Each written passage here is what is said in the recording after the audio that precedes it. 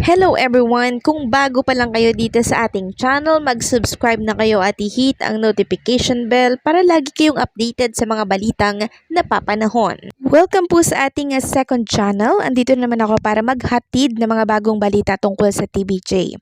At isa na nga sa ating pag-uusapan ngayon ay ang nanglaglag kay Bossing Vic Sotto noon na buong tapang na lumutang at may binulgar. Ito po yung tungkol sa alas ng mga kalaban ng TBJ na siyang nawakasan na po kaya wala na sila ngayong maibato. Kung baga, burado na ang alas ng kalaban nang sumambulat ang katotohanan. So may babasahin tayong article and base dito, ngayon ay muling napag-usapan ang isyong kinasangkutan noong 1982 ng namayapang star na si Pepsi Paloma at ng Itbulaga hosts na sina Vic Sotto, Joey De Leon at ang yumao na ring si Richie De Horsey.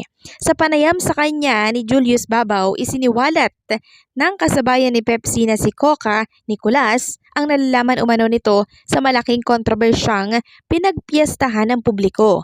Ayon kay Coca, gimmick lamang ng namayapang talent manager na si Dr. Ray De La Cruz ang pang-aabusong ibinintang ni Pepsi laban kina Vic, Joey at Richie.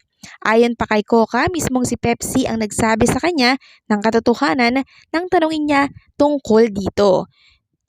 Sabi po ni Coca, totoo ba yung sa inyo ni Tito Vic and Joey? Sabi po ni Pepsi, hindi ah.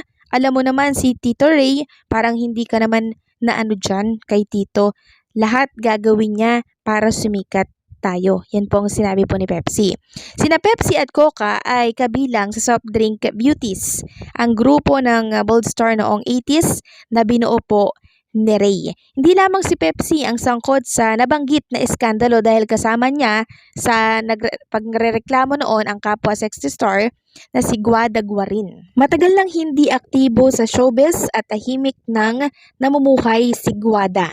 Isang nakakaalam sa kwento ang nagsabi sa cabinet files na makalipas ang maraming taon matapos maganap ang eskandalo, gumawa ng paraan si Guada na makausap si Vic para personal na humingi po ng tawad. So yun po pala yung katotohanan, nakokonsensya raw si Guada sa pagkakasangkot niya sa paghahabla po sa Itbulaga host na yun nga, ang Tito Vic and Joey. Sa kwento, ang kaibigang aktres ni Vic na kasamahan ni Guada sa sinasanibang religious community, ang kinausap ni Guada para maging tulay sa planong paghingi po ng tawad sa TV host comedian. So sa paghingi daw po ng kapatawaran mula po sa mga taong nagawan niya po ng pagkakamali, ang kinakailangan gawin ni Guada ngayon bilang pagsunod daw ito sa prinsipyo po ng religious community. Ngunit hindi din po nangyari yung balak po nitong si Guada na makausap po ng personal itong si Vic Sotto or si Bossing Vic Sotto. Dahil minabuti daw nitong si Vic Sotto na tuldukan na po yung mga nakaraan.